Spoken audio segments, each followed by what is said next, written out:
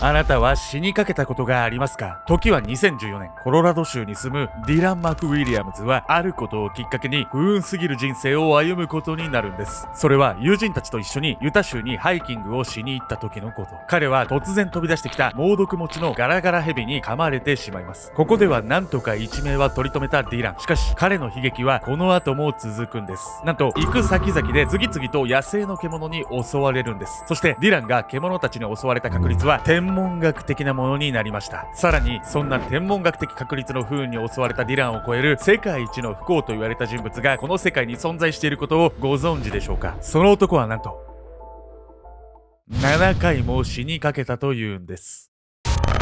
天文学的確率の不運に見舞われた男と7回死にかけた男。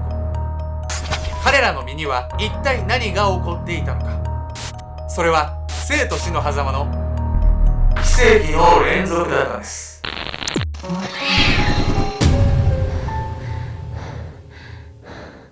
どんな嫌なことがあっても全部ハッピーっていう俺、ケンちゃんです。ゆみゆみこです。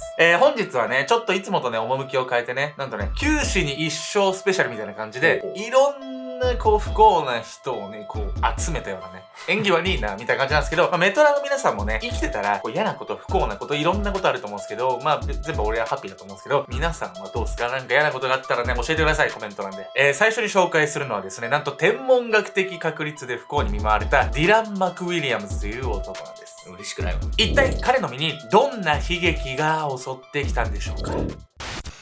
動物に付け狙われる男。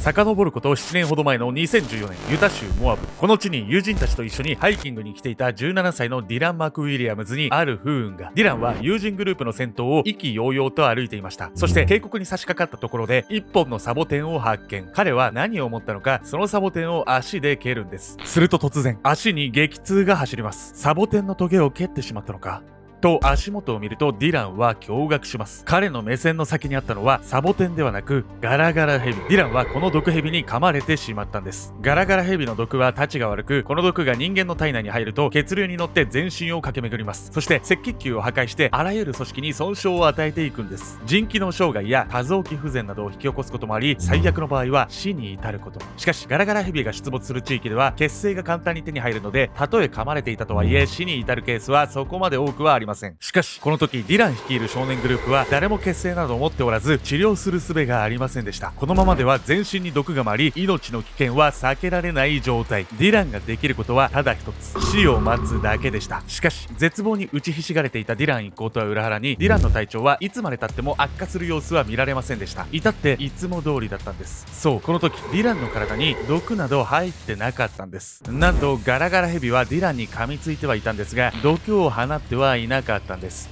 よかった。そんなことあんの？なんか自動噴射かと思ってたわ、私。一般的にはね、ドライバイトって呼ばれてて、なんかそういうのはね、たまにあるみたいですよ。はい、これのね、ガラガラヘビに噛まれた事件をきっかけに、これからディランにはね、数々の不幸が来るんです。ガラガラヘビに噛まれた3年後の2017年、ディランは友人たちとコロラド州の原野にキャンプをしに訪れていました。キャンプが一段落したところで、ディランは昼寝をすることにします。コロラドの雄大な自然に囲まれた昼寝はかなり心地いいものでした。しかし、そんなディランのもとに招かれざる客が。それは体重130キロを超えるツキノワグマ。ツキノワグマは鋭い大きな爪と牙を持ち、時速40キロで走ることができる肉食獣。その身体能力もさることながら、人を食べることもある凶悪性も併せ持っているんです。そんなツキノワグマがぐっすり寝ている餌、つまりディランを見逃すはずがないんです。ためらうこともなくディランの頭めがけて襲いかかってきます。頭に噛みつかれて目を覚ましたディランはとっさにクマを殴りつけ目つぶして抵抗。結構ひでえなお互い。さらに駆けつけた友人たちが決死の覚悟でツキノワグマと応戦するんです。この攻防を制したのはディランたちでした。見事にツキノワグマは逃げていったんです。こうして2度目のピンチは友人に助けられ乗り切ることに成功しました。こうしてね、クマにね、大勝利を収めたディランなんですけど、まあね、頭にね、ホチキスをね、9本も打つ羽目になっちゃうんですよ。ホチキスっていうのも怖いけどね。医療用のね。はいはい。山とか自然とかがもうなんか相性悪いんじゃないこれ。海とか大丈夫ならあるでしょこれ。もう関係ないですよ。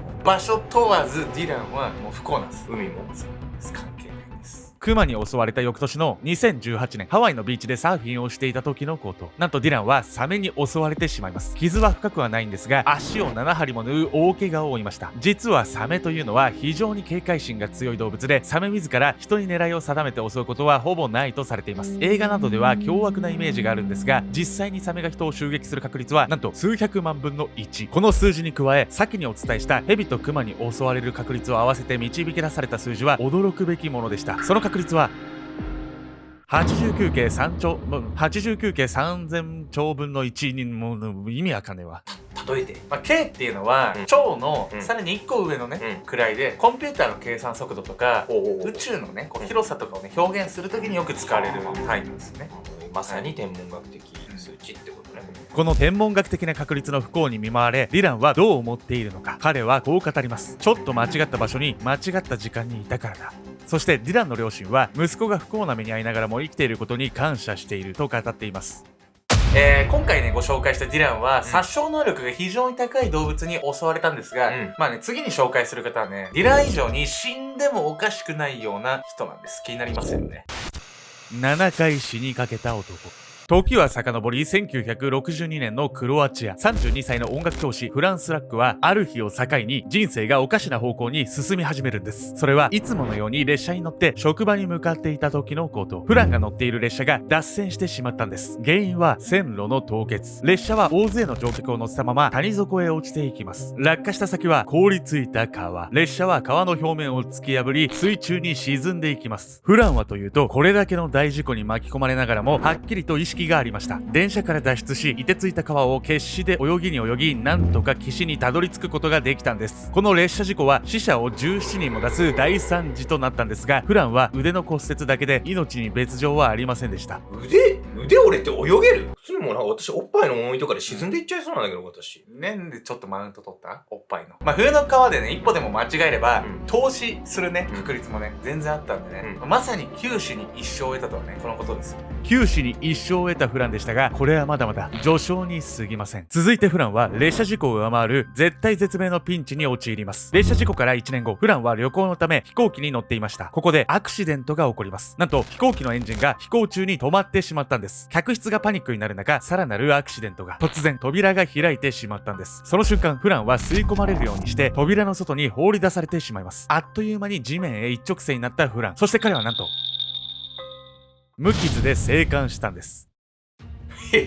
なんで助かんの？いや、まあ、助かっていいんだけどさ、どういうことこれ？なんで助かったら嫌なみたいな。いや、嫌じゃないわよ。なんでこんなね、もう死んでもおかしくない状況で助かるのっていう純粋な疑問。なんかこの人、持ってないけど持ってんすよね。実はフランが落下した場所にはふかふかの干し草の山がありました。この干し草の山がクッションとなり、フランは一命を取り留めます。フランが負った怪我はかすり傷のみ。この飛行機事故で生き残ったのはフランただ一人。彼以外の搭乗者19人は全員死亡したんです。そしてまだまだフランの悲劇は収まりません。飛行機事故から3年後の1966年には乗っていたバスが地面の凍結が原因でスリップ、橋を飛び越え落下し、4人の乗客が死亡しました。フランはというと、もちろん無事。この一連の悲劇からフランはもう自分で運転した方がいいと考え、自家用車で移動するようになります。この事故のね、2年後にね、息子にね、銃をね、教えてたから、銃の反動で間違えて自分のね、股間をね、撃っちゃったらしいんですよ。どういう状況？まあ、銃の事故はね、単なるね、自分の不注意だったんですけど、まあ、例えばね、周りにね、あんま人がいたり、こう、外的環境にね、脅かされないね、ように、いろんな人がいる公共交通機関を避けて、もう自分しかいない、自分の意思でこう進める車ね、自分の車でね、こう、運転して移動しようみたいなことをしたんですけど、全く意味がなかったです。こうして自分の車で移動するという事故に遭わないための工夫をしたフランなんですが、現実は非常なんです。さらに1970年、ある日フランは車を運転していました。しばらくすると車内に焦げ臭い匂いが充満します。何事かと思い気になったその時、突如エンジンが火を吹くんです。普通なら即刻車を停車させるべきでしょう。しかしあまりに突然の出来事、フランにそんなことを考える余裕はなかったんです。危険を顧みず走行中の車から身を投げ出し脱出します。すると次の瞬間、車は大爆発。もしこのの時フランが身を投げ出さなかったら、一瞬の判断が彼の命をつなぎ止めました。しかし彼に襲いかかる不幸はまだまだ止まりません。さらにその3年後、フランが運転中の車がまたしても炎上。瞬く間に炎が車内にまで広がります。しかしながら今回は車が爆発を起こすこともなく、フランも命に別状はありませんでした。ところがこの時フランは大切な髪の毛を失ってしまうんです。絶対やだ。もはや乗り物に乗れば命の危険に見舞われるフラン。しかし1995年にはなんと普通に歩いているフランに突然バスが突っ込んできたんです。もうかわいそう、ここまで来ると。フランはバスに衝突し吹き飛ばされたんですが、やはり無事だったんです。ダイハードとかなんかわかんないけど、映画みたいな世界じゃない。誰か命狙われてんでしょ、これ。そのレベルですよね。まあでもぶっちゃけこれね、偶然なんです。そして今のところではあるんですが、フランにとって最後の悲劇が起こります。今のところですがね。それは山間部で車を運転している時の出来事。対向車のトラックがフランの車に衝突。その弾みでフランの乗った車は90メートル崖下へ吹き飛ばされます。車は木っ端みじん。さすがのフランも死を覚悟したことでしょう。しかしまたしても奇跡が起こるんです。フランは落下中の車から放り出されたものの、崖から生える木の枝につかまり無事生還したんです。もうすげえな。この事故までにフランが不幸に見舞われた回数はなんと7回。いずれも死にかける経験をしたものの、どれも奇跡的な生還を果たしたんです。一方でフランはね、自分自身が世界一不幸な男としてね、メディアにね取り上げられ始めてしまったんで、結構自分でもね悩んでたんですよ。まあさすがにこれだけね、不運な目に当てたら悲観的にもなるわよね。まあそうなんですよね。ただね、持ってないけど持ってる男、最後にね奇跡を起こすんです。不幸からの大逆転。最初の事故から40年ほど経った2003年、73歳になったフランは人生初の宝くじを購入することにしました。そしてこの宝くじがなんと高額当選したのです。その額は日本円にして1億1000万円。しかし今までの人生で初めての大金を前にフランは戸惑ってしまいます。お金の使い道に悩むんです。そこで南の島に豪邸を建てました。しかしフランは購入した豪邸に住み、こんなことを考えます。お金で幸せは買えない。そしてせっかく建てた豪邸を短期間で売却してしまうんです。さらに残ったお金のほとんどは家族や友人、神社への寄付に回しました。それでも残ったお金は今までの事故で痛めた自分の腰の治療費に充てたんです。せっかくさ、不幸な人生からお金持ちになれたりなんて。まあね、フランはね、先ほどね、幸せはお金では買えないって言ってたんですけど、これね、実は科学的に証明されてるんです。そのね、今回ね、ポイントとなるのはオキシトシンというね、ある成分なんです。メトラキーワード。あんまならなかった。オキシトシンとは別名、幸せホルモンとも呼ばれる物質。この物質は誰かとスキンシップをしたり、例えば電車の中でお年寄りに席を譲るなどの行動をしたりすると分泌されるんです。もちろんこれはフランが行った寄付の活動も当てはまるんです。つまり誰かに貢献したり優しくした実感が自分自身の幸せにつながるということなんです。オキシトシンがね出ている時は幸福度が高い状態になるんです。ではなぜお金ではね、幸せは買えないということにこれがつながってしまうのか。オキシトシンと似ている物質にドーパミンがあります。これは例えば自分のためにお金を使ったり仕事などの成功から得られる物質なんです。このドーパミンが分泌されることでももちろん幸福を感じることはできるんですが、この物質にはある欠点があるんです。それは劣化すること。この物質は例えばお金を使って欲しいものを買ったり仕事が成功するなど強い刺激で得ることができます。その強い刺激に脳が慣れてしまい、同じ刺激ではドーパミンが分泌されなくなってしまうんです。一方でオキシトシンの分泌は劣化することがありません。このようにね、本当の幸福っていうのはお金で買うね一時的なものじゃ手に入らないんですよ。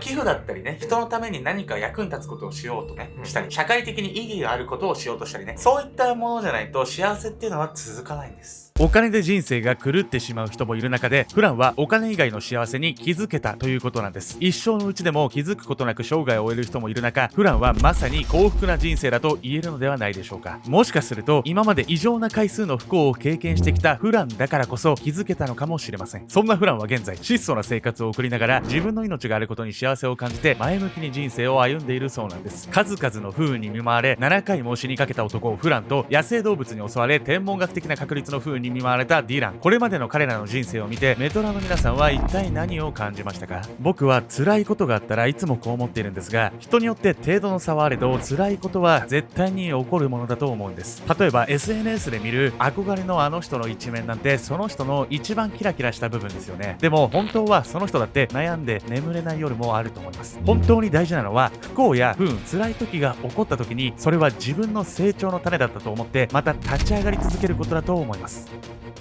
どんなね、辛いことがあっても、それをね、まあ成長の糧って捉えるのは今すぐ難しいかもしれないです。今ね、これを見ているね、メトラの皆さんの中にも何かしら辛い状況が続いている方もいるかもしれないです。でも、それはね、もう自分の力で変えたり、自分の捉え方で変えたり、自分で環境を変えてみたりとかね、一歩踏み出すことでしか変わらないと思うんですよ。